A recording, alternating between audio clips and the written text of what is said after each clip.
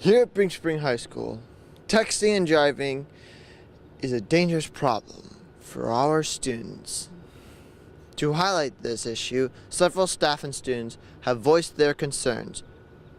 I do believe that texting and driving is a very serious problem, and I actually have some statistics to share with you today from the NHTSA, which is the National Highway Traffic Safety Administration.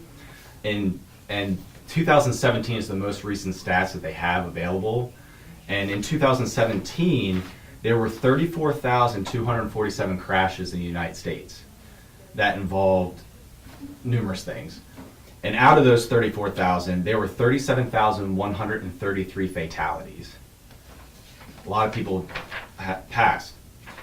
Out of those 37,133 fatalities, there were 3,166 individuals that died in distracted while driving accidents. As you can see, people of all ages are affected by distracted driving. However, teens are most at risk. So you would have to look at the statistics and the data. A lot of the news currently focuses on teens and distracted driving. I would argue that probably it affects everyone, not just teens.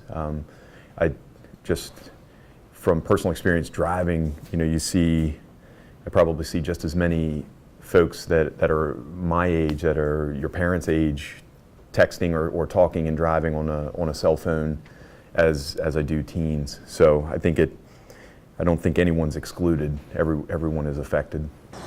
But what are the consequences of distracted driving?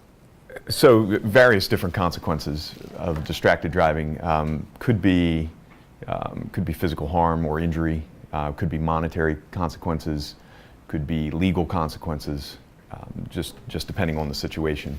Well, before I talk to you about the school-related consequences, the students here can actually be cited for Title 75, which is the Vehicle Code, Section 3316, which is prohibiting text-based communication. That's what this section is called. So it's a summary offense, so it's a traffic citation for it. It's a fine of $50, but people think, oh, $50, that's not bad.